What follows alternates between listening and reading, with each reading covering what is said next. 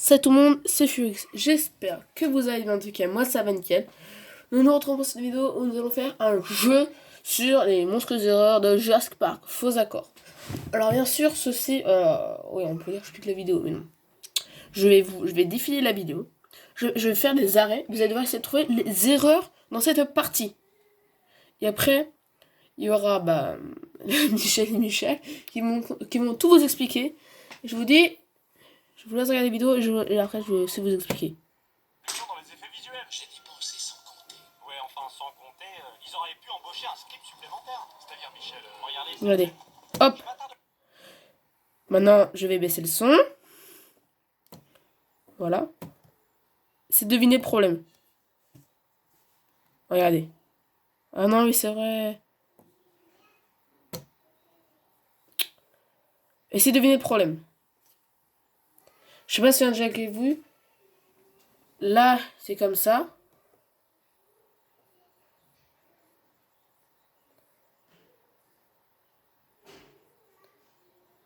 Et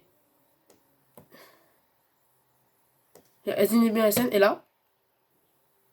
Non, encore là. Ouais, bon, finalement, je l'ai laissé défiler la vidéo et après. C'est comment un jeu? Qui devient une serviette rose. Je crois que je l'ai cette. Oh. Vous l'avez vexé la Michel. Et vous connaissez l'histoire du mec qui fait semblant de parler avec quelqu'un ou Là, par exemple. Donc là, c'est plutôt difficile à visualiser. Pourquoi il y a un jeu de dames au fond? Je dois remarquer qu'il y a un jeu de dames. Essayez de trouver le problème dans cette image. Non. Hop, crotte. Ici. Le problème est ici. Ceci est un enregistrement. Il ne parle pas. Ici, on voit la lignée de la personne qui parle. De la vidéo. Michel, vous vous expliquez. Voilà. La souris est encore sur le bouton lecture. Oh, j'adore. Bon, Michel, tant que vous touchez pas à la séquence mythique du tyrannosaure qui se... Alors, j'ai un méga truc. Là, il n'y a pas besoin de vous expliquer. Là, je connais le faux accord méga. Le méga faux accord du film. Je sais pas si vous voyez. Là, il y a le... ça sert à rien d'entrer. Exemple, ici. Là, il y a... Là, vous voyez les voitures qui passent. Là, il y a la grille. Vous êtes d'accord, quand on voit la chèvre, il n'y a pas de trou. Mais après, quand la voiture tombe, il apparaît où ce trou? Je sais pas si vous voyez clair, mais Michel et Michel vont tout vous expliquer. Quoi? Ça c'est bien dommage parce que j'allais justement y venir. Ah non, là Michel, sincèrement, je vous prie, laissez-moi donc faire mon travail. Si on analyse la topographie des lieux, rien n'est logique. Ouais. Regardez, le direction de son enclos. C'est là, par exemple, là, normalement, ici. Ouais. C'est... Vu qu'il pleut, c'est pas très... on voit pas très bien. Le terrain se casse ici. On est d'accord qu'il est sur Terre. Qu'il n'y a pas encore le trou. Et plus tard, si on avance plus tard dans le film, on voit qu'ici, il y aura un gros trou. On voit qu'ici, plus tard, il y aura un énorme trou. Mais il vient d'où ce trou? Et les voitures tomberont où? On est d'accord, tout comme la chèvre, on est d'accord. Et les voitures sont garées contre l'enclos. On est d'accord. Arrêtez de dire on est d'accord, là ça m'agace. Ouais, d'accord. Expliquez simplement.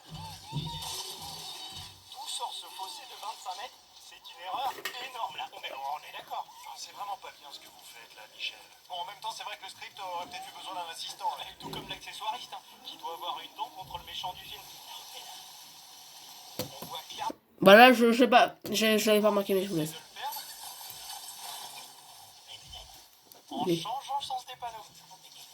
Et là, le pauvre homme en est réduit à se badigeonner tout seul du venin de Dilophosaure. Et il en a déjà dans la main. Michel, quand il y a une défaillance, faut savoir prendre les choses en main, et moi ça me laisse admiratif. Moi, ce qui me laisse admiratif, c'est qu'ils aient choisi de faire tomber ce... Oh, voilà. Alors là aussi, j'ai un bon truc. Quand ils ouvrent la grille, vous êtes d'accord? Je sais pas si vous avez déjà vu le film. Le personnage va tomber. Mais au premier plan, si vous stoppez au bon moment, on verra une main rattraper le monsieur. Vous allez voir. Cascadeur sur un technicien dans le champ plutôt que sur un matin. Non mais n'importe quoi, vous voyez bien qu'il tombe par terre là. Non. Regardez les mains qui réceptionnent au premier plan. Là. Oui, effectivement. Oh l'arnaque. L'action collective. Bah ouais. D'ailleurs, en parlant de jardinage... Vous connaissez l'arbre qui pousse en une seule nuit? Je sais que j'ai piqué sa réplique, mais je l'ai aussi même idée. Vous êtes d'accord qu'il n'est pas du tout feuillu? Et on est d'accord qu'il ne fait pas du tout réel aussi. On est d'accord qu'il fait pas du tout naturel, un gros arbre comme ça, on dirait des feuilles en plastoc. En fait, l'arbre, là, vous êtes d'accord, il a plus beaucoup de feuilles. Il a pas de feuilles presque. Et en chez lui, il y a plein de feuilles qui poussent. Attention. Vous connaissez le nom de cet arbre magique? Jardinage, vous aviez pas de transition là? Non. Mais c'est un arbre dont les feuilles, elles poussent en une seule nuit. Regardez. D'accord, mais sans ce petit tour de passe-passe, nous n'aurions pas eu droit à cette scène mythique où il nourrit sa brachiosaure. Enfin, n'exagérons rien. Quand je nourris mon chat, personne trouve ça mythique. Bon, Michel, j'aime bien votre chat, mais ce qui plaît aux gens, ce sont les images de synthèse. En parlant d'images de synthèse, j'en ai une pas mal.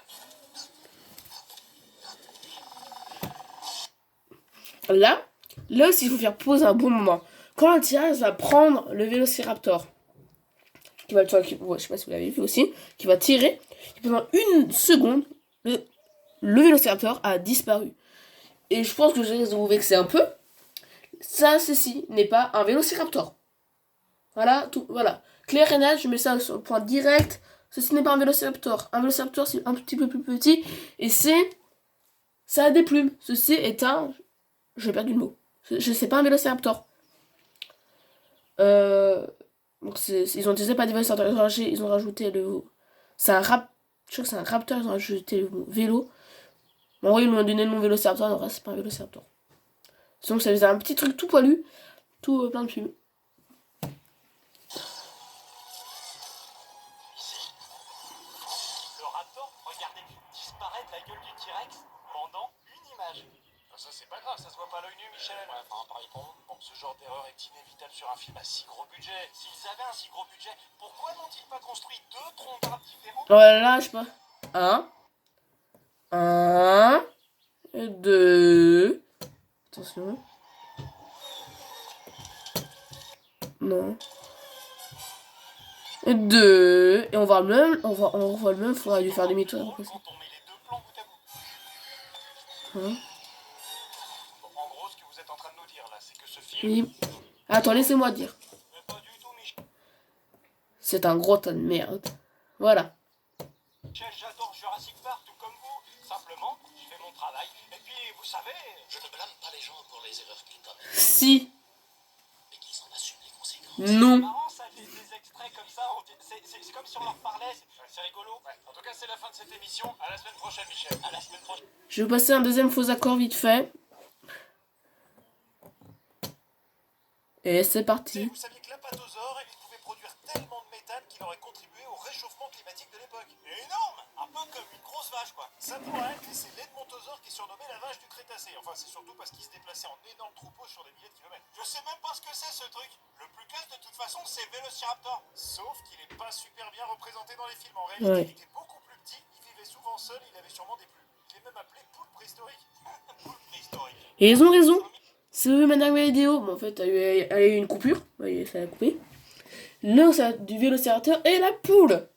Et les descendants des dinosaures, c'est les oiseaux. C'est pour ça qu'on essaie de réciter les dinosaures. Après, si on compare, le degré d'intelligence correspond à celui d'une autruche moderne. Excellent. Et vous savez que pour les scènes avec eux, il y a des mecs qui portaient des casques de raptor, histoire que les acteurs aient un truc réel avec quoi interagir. Ça devait être bien ridicule quand même. Eh mais attendez, j'ai trouvé le dinosaure dont vous descendez, Michel. C'est le stégosaure. Ah bon? Pourquoi? Il avait un cerveau exceptionnellement petit pour sa taille, comme une noix ou un citron vert. Eh mais je vous emmerde. Allez, bonjour et bienvenue dans Fort Accord, votre analyse d'après-film en compagnie de Michel, le spécialiste technique de l'émission. Ouais. Les dinosaures. Bonjour Michel. Bonjour Michel. Un décor recyclé, un échange de café, un m'échappe. Et cette semaine, Michel, Jurassic World Fallen Kingdom, alias Jurassic World 2. Aussi malheureux que cela puisse être. Ah bon? Nous avons faussé le cours de l'histoire naturelle. Oh là, il y a un défaut que je n'ai... que nous n'avons pas parlé. Je sais pas si vous avez vu le premier Jurassic Park, il nous parle de 2 îles. Isla Nublar, où il y a le parc Isla Sorna. Je répète, Isla Nublar et Isla Sorna. Vous entendez bien.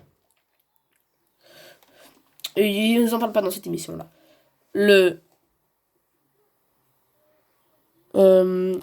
Ça... Il y a 2 îles. Pourquoi avoir sauvé Isla Nublar qui restait Isla Sorna? Isla Sorna, il me semble qu'il n'y a pas de volcan. En fait, le film n'a été fait pour rien. En fait, il restait Isla Sorna. Encore, je ne vais pas vous cacher qu'il était bien le film quand même. Après l'avoir regardé 2 fois, il est bien. Donc, il y a 2 îles. Pourquoi avoir sauvé Isla Nublar? Ok, je voulais bien qu'on sauve les espèces, une seule espèce. Le T-Rex et le brachiosaure qu'on voit à la fin. Le T-Rex est le même T-Rex depuis Jurassic Park 1 à Jurassic World 2. Voilà. C'est le même T-Rex et le même brachiosaure qu'on voit dans le film. Le premier brachiosaure qu'on voit dans Jurassic Park 1, on le retrouve à la fin, quand l'île explose à Jurassic World 2. Et pourquoi avoir sauvé? Ça servait à rien avec les sorna. Oh putain, ils sont têtus. Ceci est une correction. Exactement, mon vieux. Je suis content que tu sois là. Et pour corriger tout ça, on va d'abord commencer par cette scène. Regardez mon bon Michel. Hop là, problème technique. Ils sortent d'où ceux-là?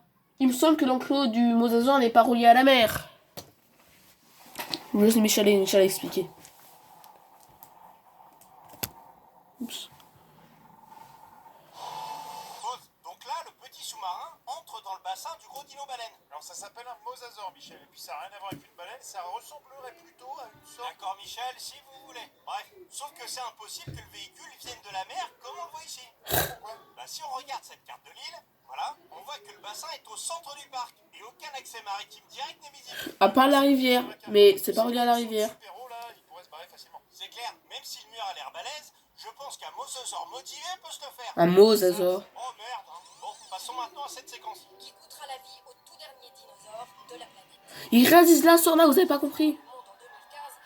Alors là, le bandeau défilant parle du G8, mais c'est faux. Pas forcément. Si le film se passe avant 2014, la Russie n'était pas encore... Vous écoutez rien, décidément. Elle vient de dire que les événements du premier film se passaient en 2015. Donc le 2 se passe après. Et depuis 2014, en effet, la Russie est suspendue. Ah, peut-être, je peux écouter, en effet. Et c'est le G7 et pas le G8. Voilà. Et vous vous souvenez de la chef qui se fait bouffer dans Jurassic Park? Énorme cette scène. Elle est passée un sale quart d'heure. Là, je vous explique ça, je vais pas entendu vous expliquer. Sauf que dans cet extrait... Ah oui, l'arme va disparaître d'un coup.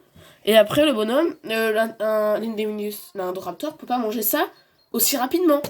Michel Bissell va vous expliquer. Le cadavre de ce pauvre mec va se faire gober tout cru en un temps record. Regardez.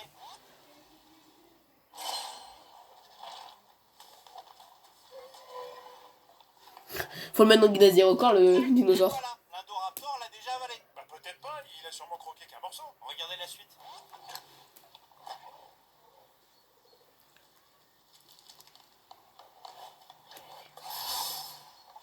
Normalement, l'Indoraptor doit avoir une sœur. La caméra passe derrière et... Et... Il n'y a plus rien. L'arme a disparu. Il n'y a plus aucune trace du cadavre. Et c'est impossible qu'il l'ait mangé si vite. Très bien vu ça. Passons maintenant à notre copine. Ils ont oublié l'arme. Pause. Ici, Claire porte 4 cafés. 3 en Ouais, capuchon non, je peux pas blanc, expliquer ça. Le 4e porte un capuchon noir. Je refais lecture. On voit quelqu'un inverser les capuchons. Évidemment que c'est avant tout leur intérêt qui me préoccupe. Je suis paléo-vétérinaire.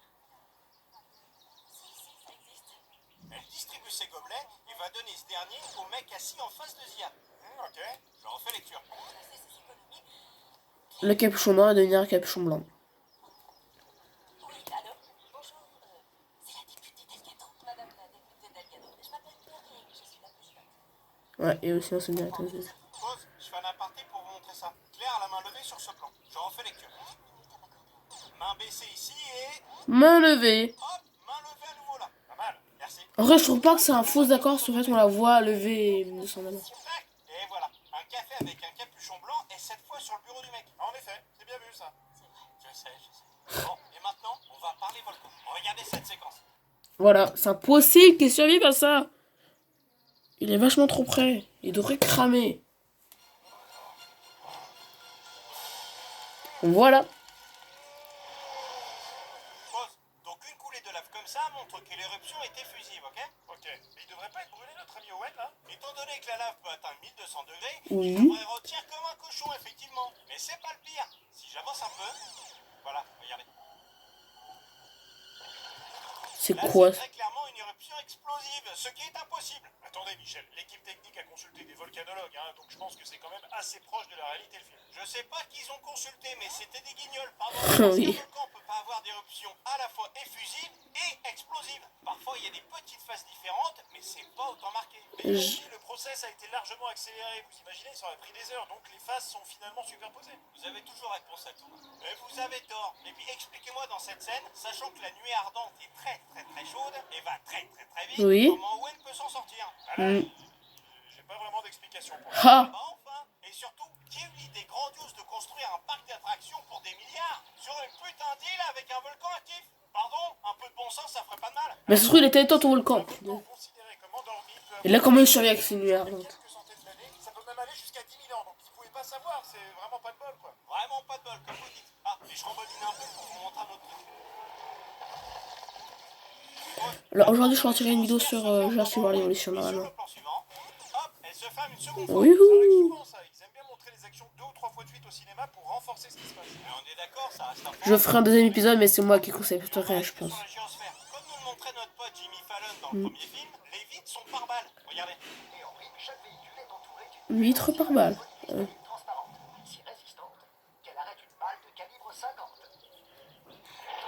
Voilà. Mais si on regarde notre film, Comment il fait que pour casser la vitre, lui avec son pistolet?